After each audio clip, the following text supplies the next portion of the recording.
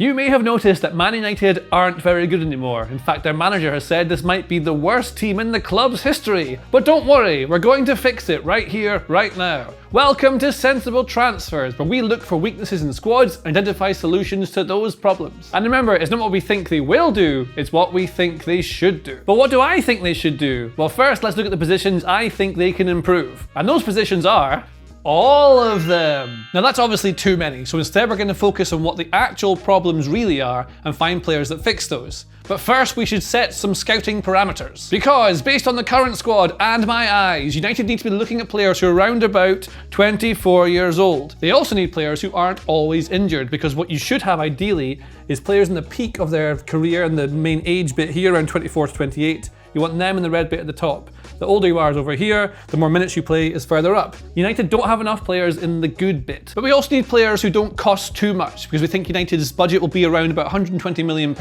plus whatever they can get from selling players on. And they will sell some players, so there might be some room to play with. Now my personal take is that United should be looking to sign players who are aggressive, determined, someone who'll get stuck in, leave a bit on them. They're too easy to play against at the moment, so we're going to put that into our scouting parameters too. And it's not time to gamble. I think they need to be looking for players who are already established at the Premier League, ready to play right now. Let Brighton and Brentford do all the training, let Man United be the big team. But that brings me to my next point. Are Man United still a big team? Who's going to sign for them? Because the last two seasons they've finished in 8th and 15th, and their expected points numbers say that they should have finished 12th and 15th. Because the thing is, no matter how famous and prestigious Man United are, they are now one of the worst teams in the league over the last 2 seasons. So why would you sign for them? Well, perhaps it's because there are some green shoots of optimism, as you can see here. It got bad in this bit, but then it got good. So let's start with our actual biggest problem, which is clearly scoring goals. Now, as we can see here, what's happened over the last 5 seasons is they have got worse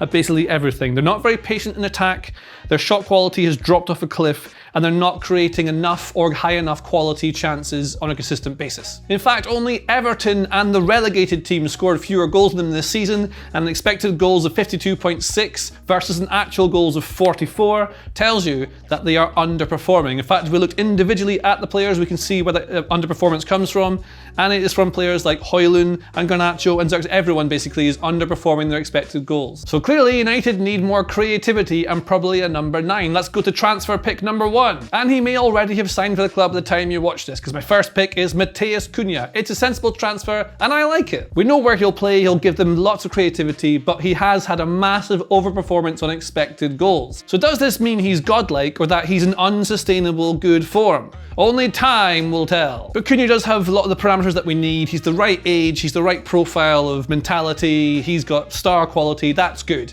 And my other pick for another creative player behind the forward is someone who's also linked with Man United. It's Bryan Mbeumo. No surprises here, but I'll tell you why he's particularly important to this sort of team. So Bryan Mbeumo, his numbers are absolutely ridiculous. He has scored 20 goals and has 7 assists in 38 Premier League games. He's a star, and he's not yet playing for a big club. But he does things out of possession tactically that really will suit what Ruben Amorim wants. So here's one example of why I like Mbeumo so much for Man United. He's tracking back, doing his defensive work. He's always thinking defensive first. That's really important.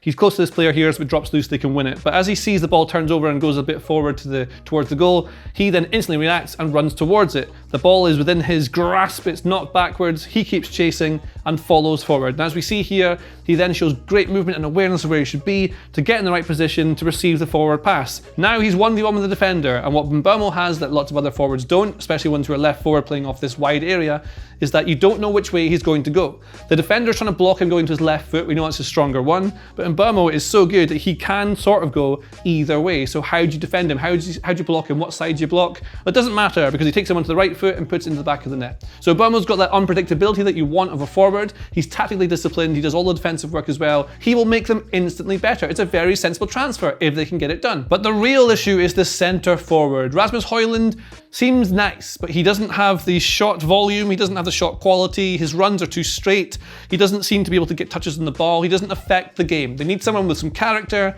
who can make things happen and guarantee them some goals. How about a European proved player who doesn't get games or doesn't start every single week for someone who's also a gigantic club? And I think Gonçalo Ramos of PSG would be a perfect fit. He's technically excellent, his numbers are always good, he doesn't always start, but what he does is get lots and lots of chances. He misses some, That's the criticism he often gets. He'll miss a few. He's not scoring over his XG, but the volume of chances he gets are because the runs he makes are very intelligent. The way he's able to position himself between defenders who are bigger than him makes him get into spaces to be able to shoot. But also, he's technically excellent in the final third and can combine with teammates. Lots of clever flicks and tricks. He moves in and out of space really well. He would work. But also, what we want from an Amorim team is someone who can run in behind, and he does that. Here's one example of it against Arsenal, a Premier League team. I'm proving it works.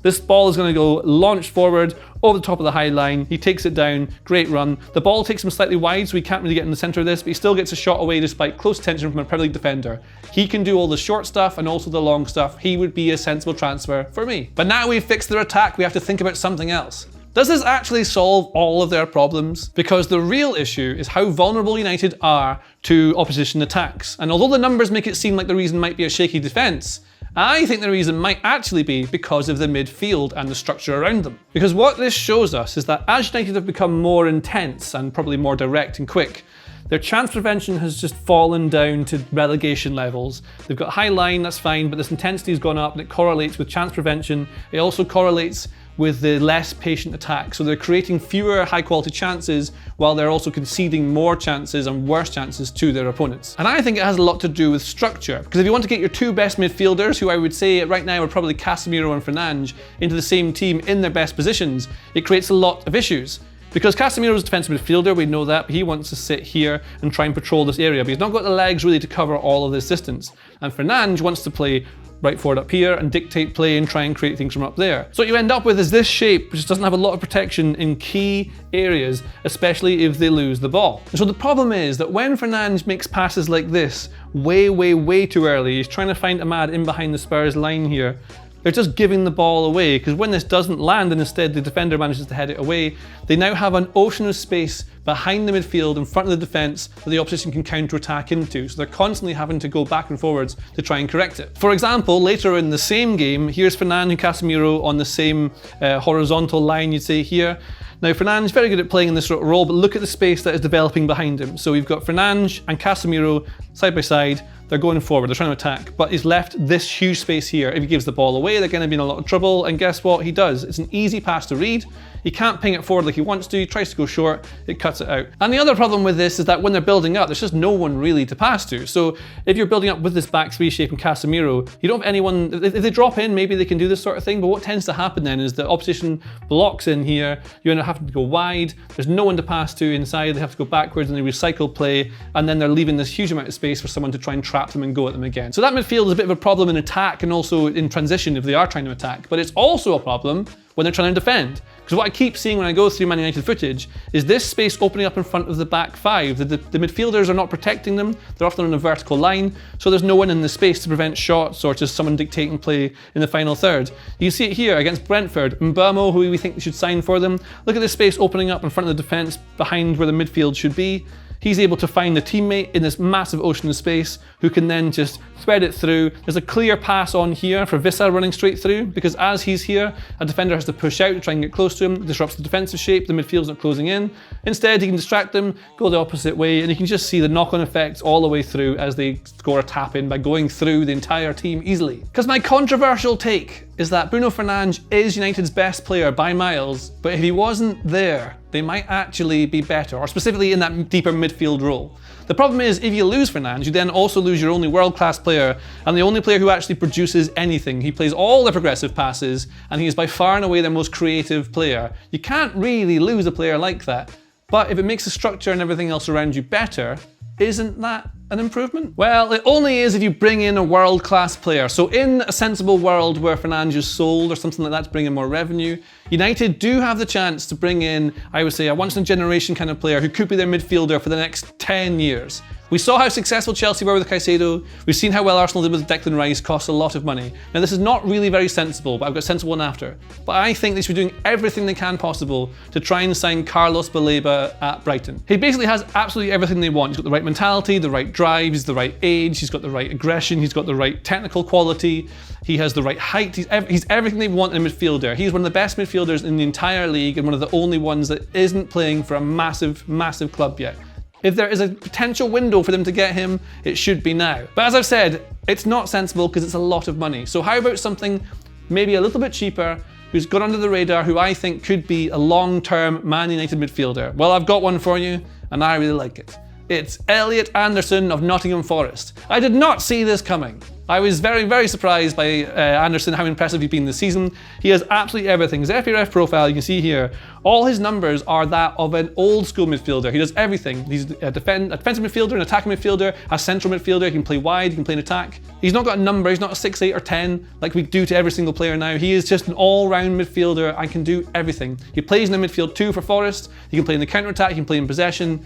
I think he has it all. He'd be quite expensive again, probably, but if they could get this over the line at some point, they would make a sensible transfer. And just one more thing on Anderson, he also likes to commit lots of fouls. He's committed the 17th most fouls of any player in the league this season. That's the main thing we want. Get stuck in. So I'll put Anderson in because it's the more realistic of the two transfers. Probably not actually, but we'll put him in anyway. And we'll take out Fernand. We'll take out Fernand because it's his forward early passes that are creating lots of chances but causing them issues in transition. And so there we go, we're almost there. But does this fix all the problems? I've got one more for you, and that is how they play with the ball from the back, how they build up. So we play with 3 centre-backs here, that's what we've got. But when they build up, what they've done for a long time is that one of the centre-backs pushes forward like this. And in theory, this should mean that one of the 2 attacking midfielders, maybe you could put Anderson up here, can go further forward or just push someone wider and give you more options further up the pitch because they can play alongside Casemiro.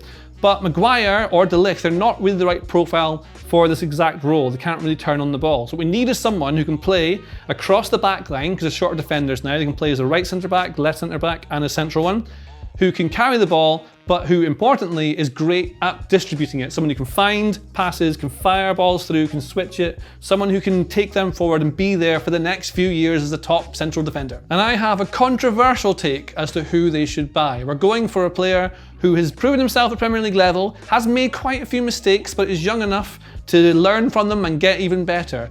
He did used to play for Man City. However, what we have here is Taylor Harwood-Bellis of Southampton, now relegated. I think he's fantastic. You can see his numbers show that he's great at passing the ball, but when you really look at what he does with your eyes, you will notice it fully. Behold, as Harwood-Bellis has the ball here, number 6. Now, this is Southampton finally getting the ball back from Man United, pushing up, and he's very patient in possession, not rushing things. That's important. So he plays it short, then he tells his teammate to calm down, receives it back.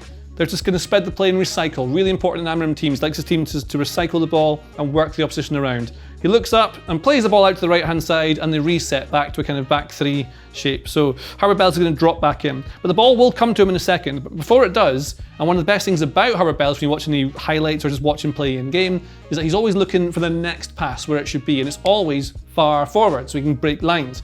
So when this ball comes in, he already knows what's ahead of him and takes a look, waits for the touch, draws defenders towards him for the space to open up, and pings it into a further forward player. So they've instantly bypassed the Man United press, that's who he's playing against, and they should be in. Except Southampton lack quality higher up the pitch, which is one of the reasons at Man United we focused on their quality up the top of the pitch first, because they need to be able to hold the ball up more. So when the ball comes back, sure enough, goes back to Harwood-Bellis. Now, this ball should be easy, straight back into him, but there's not enough power put on it. And as you can see, there's a rush to gain. It's a 50-50 now. You've got Garnacho going towards it with the defender.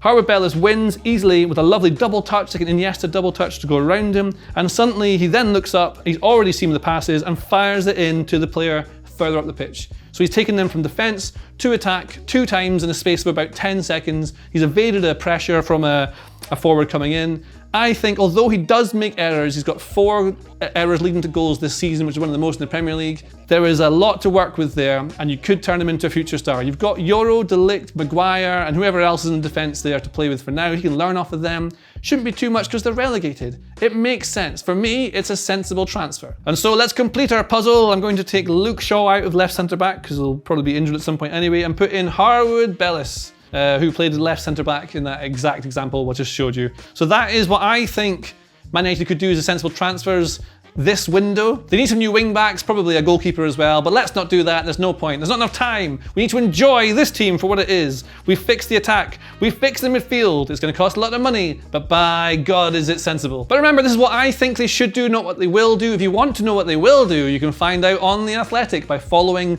all the reports that we have in the deal sheet. Go read that. Have a nice time. Thanks for watching. If you like this video, please consider subscribing to the channel. The Athletic is home to some of the world's best sports journalists, including David Ornstein, Amy Lawrence and James Horncastle. With the latest transfer news and insights on every Premier League story that matters, theathletic.com puts you inside football, and you can try it for free now for 30 days. See the link in the description.